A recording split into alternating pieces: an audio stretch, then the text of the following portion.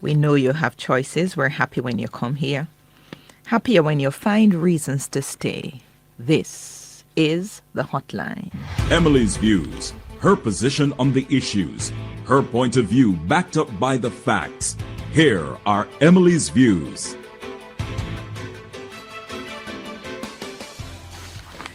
What a week of news.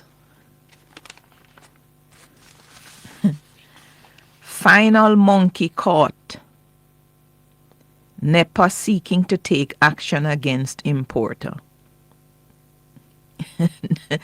Not only was I shocked to see a monkey swinging from limb to limb on a tree and trying to help itself to whatever goodies it saw on the tree. But this bit of news coming in with some frequency now, where it appears that there are people who find it somewhat of a kick to be importing into the island these monkeys and taking them supposedly under their care, and the monkeys are running, climbing whatever tree they want, can hop onto anybody's balcony. We don't know what diseases they may have. They need to be quarantined, and we just have to depend on the watchful eye of neighbors to see exactly what sorts of pets are dragging themselves into your homes. Right? But NEPA was quick to the draw, and it is telling us it will be working with its partners, including the Veterinary Services Division, to identify the location from which the monkeys escaped, and will be taking the strongest possible legal action against the people responsible for their importation. I don't understand how these animals come into the country. On what vessel do they travel? Why is there no better way of manning how they get in? And the person who lose the monkey, why you don't put your hand up and say they're my monkeys? You can help us, and stop NEPA having to investigate the import of the monkeys. On top of all of that, we've had water supply regulations coming into effect into some parts of Kingston and St. Andrew. This is due, we're told, to the continued impact of drought conditions on the National Water Commission's major water sources. And in addition to outlining a water supply schedule for customers in communities throughout Kingston and St. Andrew, NWC has urged customers to play their part in reducing the impact of the drought by practicing water conservation at home and work. I don't know that I've yet heard a comprehensive policy on a complete redoing of the water infrastructure, the water collection mechanisms for the entire island. There have been snippets and bits and pieces of proposals for different parts of the country, but I don't think I have heard where there is a plan to inject a different kind of thinking where we live on an island. By virtue of that, we have at our disposal the Caribbean Sea and a sort of desalination project. I have heard it proposed for parts of Western Jamaica, St. Elizabeth in particular, but I'm yet to hear of what is being considered, Who are the experts from overseas where countries have had similar water challenges, especially battling the effects of longer droughts and more devastating floods when they do come? Where are the consultants from overseas that we are targeting to assist us with developing a new model for water for the country? Because when you think of the thrust that's being placed on agriculture, but agriculture remains at the mercy of the water struggles that we have. And even if there are periods of growth for agriculture, then the long periods of drought that we have, they tend to undercut whatever gains are had. And on top of the drought, you have serious inflationary pressures that are put on the goods and services, particularly coming from the agricultural belt, because when the goods get scarce, then the prices increase. And I do not believe I've heard the model that's going to cause me to say, yes, this is out of the box thinking for water where droughts are getting worse. Yeah? It's going to cost a lot, undoubtedly. But this is where the planning comes in. And I think Jamaica is now at a point where we are attractive to investments. We can obtain services. We can cooperate with large entities. We can cooperate with multilaterals. We can cooperate country to country cooperation where we do have things done at extremely low interest rates in comparison to where we were, let's say, 10 years ago. Jamaica is now attractive. Jamaica can command a space in terms of loans and interest rates. Now is the time to craft a national plan for water. It is almost a complete waste, though necessary, for us to have to put aside so much for trucking of water to residents in times of drought. And every year we are going through these cycles. Yeah? I need to hear the thinking. It may have been said, and I've missed it, so it would be good to have it again so that it can be front and center of our minds.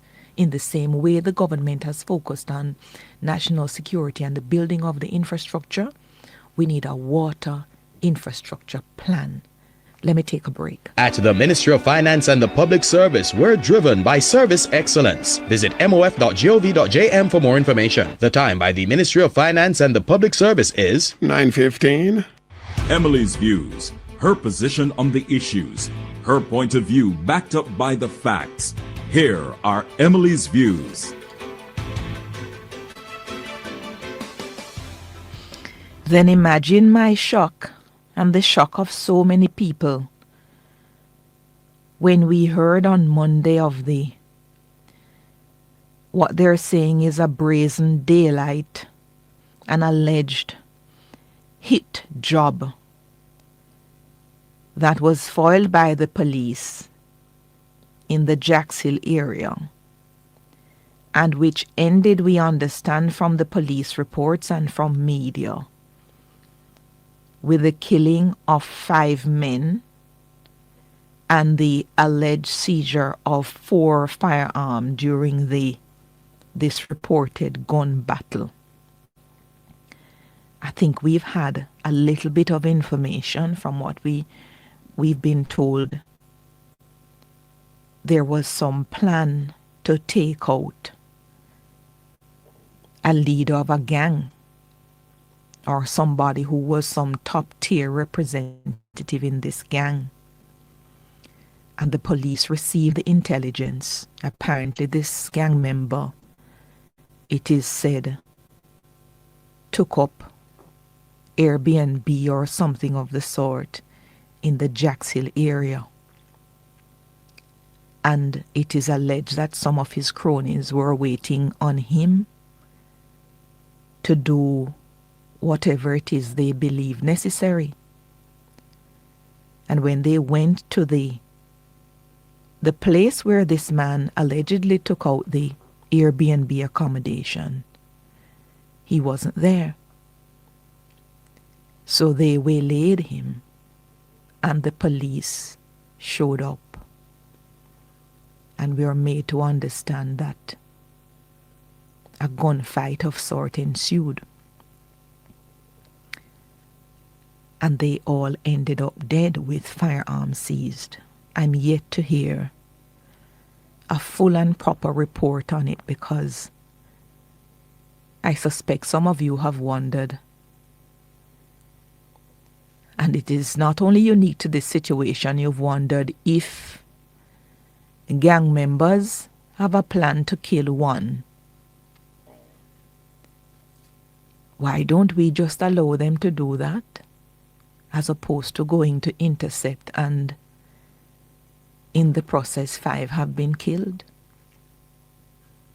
Some of us have wondered that. I don't believe when the police went to the location the intention was to kill. But increasingly, we're seeing situations, and we're seeing it acted out too on some of the clips that people themselves share on social media. I cannot forget there was one recently where there were these guys who went to rob a business establishment, I believe, somewhere in Manchester.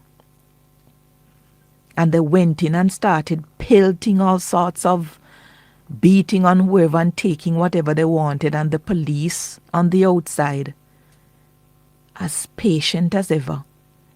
And they slowly made their ways on the inside. And you know what one of the guys did? The guy started a live.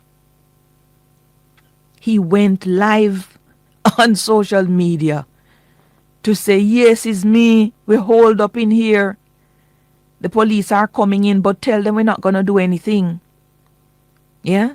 So not only was this guy bright enough to try and do something to save himself and his cronies, but we were exposed fully to sort of the backroom workings of the criminal mind.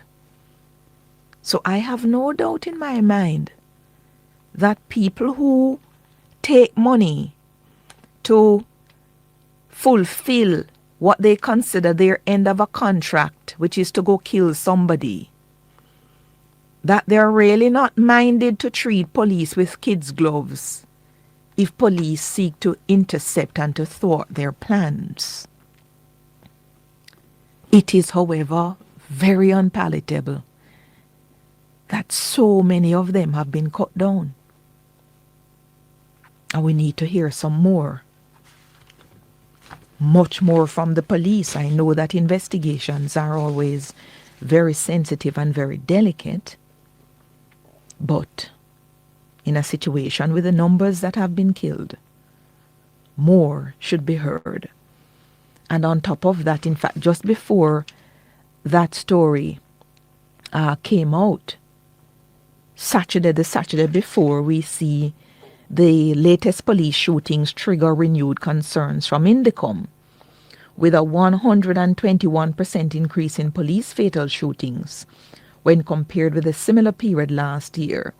The Independent Commission of Investigations, Indicom, has again raised concerns about killings arising from planned police operations. The oversight body has also placed in the spotlight the persistent failure to prioritize the deployment of body-worn cameras in any planned operations by the security forces. In a release on Friday, Indicom said it's highlighting its concerns following 4 separate operations which resulted in the death of 4 men in St. Catherine within a 24-hour period spanning July 17 to 18. And according to Indicom, 177 people have so far been shot and killed by the security forces this year, and it compares with 80 persons for the corresponding period in 2024, representing a 21% increase in fatal shooting incidents. Yes, so I agree with the call for the body-worn cameras, and I think I've heard the Prime Minister talk of the build-out that is now underway so that there can be adequate retrieval and storage of the data captured on the body-worn cameras, right? But long before this new dispensation of the videoing of incidents, one could still investigate with a high degree of accuracy how incidents unfolded. Yeah, and can still charge if the evidence is present. Yeah, and I think from the Indicom reports, even though we've had a high number of police fatal shootings, from their reports so far, I don't think very many of those have resulted in a charge being laid against the police who've been involved in the operation. Some have been charged, but when you compare it with the actual numbers of police fatal shootings, I don't think that the percentage is extremely high. Yeah, but I think JCF, I certainly want a bit more on this Jacks Hill shooting. You know, the Kingston 6, Kingston 8 communities are can be quite easy. Can be easy for people to slip in and hide right next door without people knowing, because we don't really have a neighborly culture in a lot of the communities. There are some community groups that are very active and are to be commended, and they watch out and report every single thing. They have their social media groups. Others don't quite operate like that. And whereas in rural Jamaica, any stranger coming in the community, I mean, the entire community is likely to know in a very short while. And questions will be asked and answers will be proffered about where the individual is from. Sometimes in the upscale communities in St. Andrew, you don't really know, so people can really hide out. They can even end up using your Wi-Fi, if you have an open Wi-Fi too, and plan their deeds from right there. So I'm under no illusion that these men will engage the police in deadly fight. And if you engage the police in deadly fight, you are supposed to lose. Yeah? A deadly fight is intended to do one thing, and is to either seriously maim or to kill.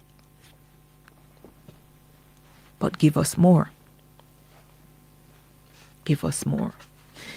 Last thing now, this morning I had an interesting quick talk with Paula on Help Me Understand This just a little bit more.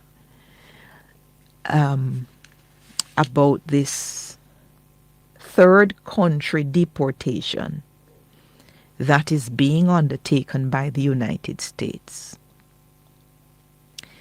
If you were watching developments in the United Kingdom as well, you will see months ago, it definitely was the plan to have people deported under the conservative government to Rwanda.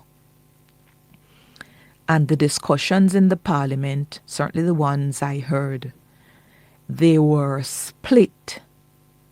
Conservatives holding one view, not a unilateral position, and Labour and others disagreeing with planned deportation of people to Rwanda.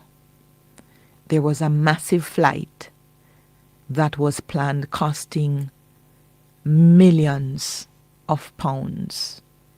And I think it ended up taking so few. That plan has perhaps, I'm not even sure where it's at now. I'm going to have to see whether under the new